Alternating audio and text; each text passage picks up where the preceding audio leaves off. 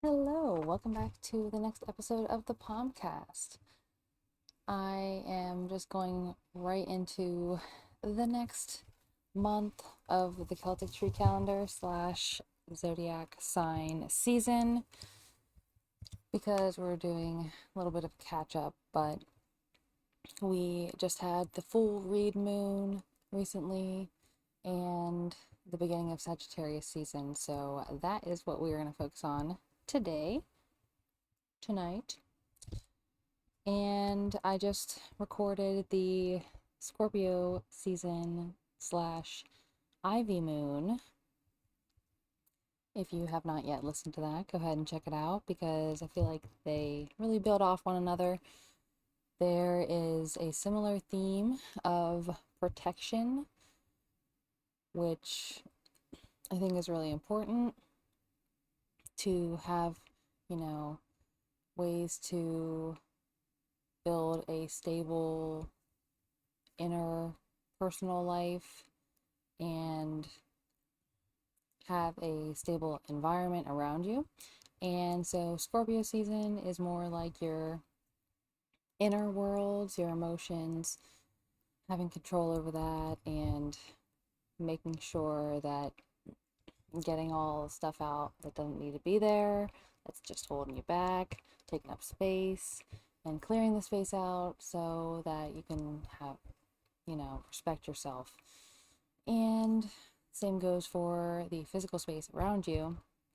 It's nice that you have Scorpio season first so you can kind of reflect on that inner work and focus on that. And then you have Sagittarius season, which is going out into the world and actually doing, manifesting what you have worked on, visualizing within yourself, and starting to make it happen, taking steps and making sure that you have a clear space to work in. And it's a simple thing that you can do, but it goes a long way. Also, kind of touched on this in the episode I had with Alex and AJ. So go back, definitely listen to both those episodes, because they build on one another. So, as juicy as these episodes can get on their own, I think that they do kind of work in order at this point until we get through the whole zodiac and year.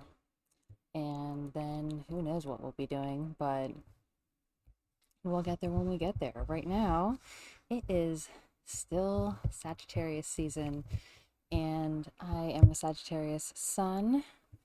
My birthday is actually coming up in a few days. So I'm pretty excited to talk about Sagittarius, but I will try to control myself and not go too overboard. But the Reed Moon that we just had, the full moon that happened right before Sagittarius season began, that was representing home, family, manifesting truth, and protection. And there's that common theme with Scorpio season, and the Ivy Moon came before is protection. And I think, I had an episode already about that. I'm not going to go into all that. You can also listen to that episode if you have not. But transitioning from that interpersonal security to the interpersonal stability and taking care of and respecting the potential of your sacred spaces. That's what Sagittarius season is all about.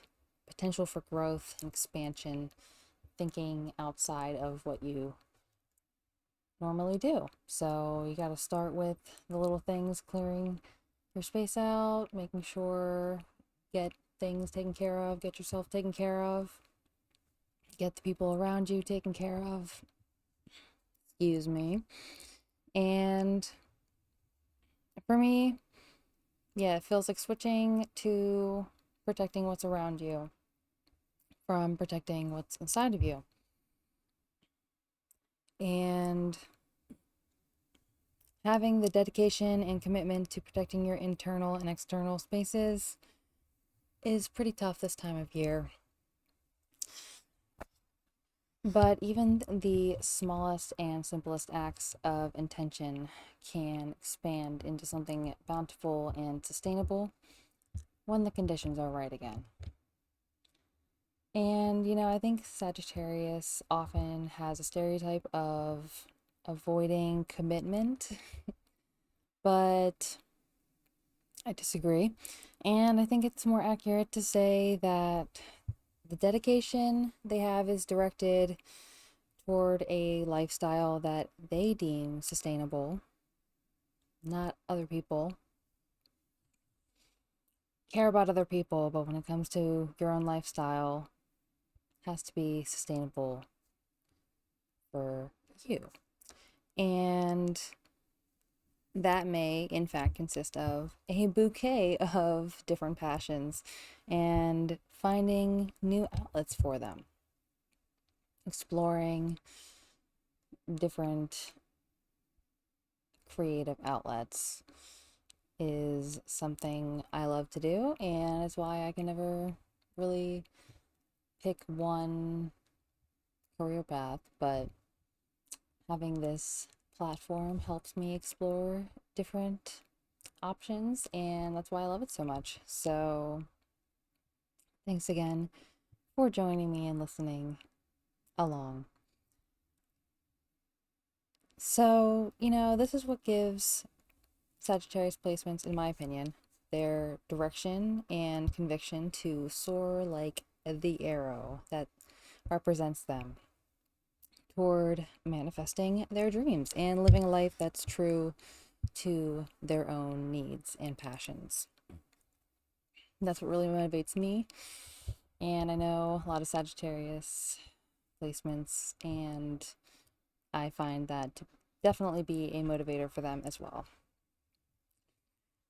I think sharing these experiences also with other people is empowering, and wanting to take our loved ones along for the ride is another quality to appreciate and celebrate during this season, as a lot of people gather with their family at this time. So it's a good time to appreciate everybody that you have access to and that you have in your life, and to celebrate abundance in all possible ways. And that can feel a lot less forced and a lot more natural when you have that foundation of stability, which I also discussed in those previous episodes, a little bit more detailed. So do what you need to do to feel in control of your spaces, both internal and external.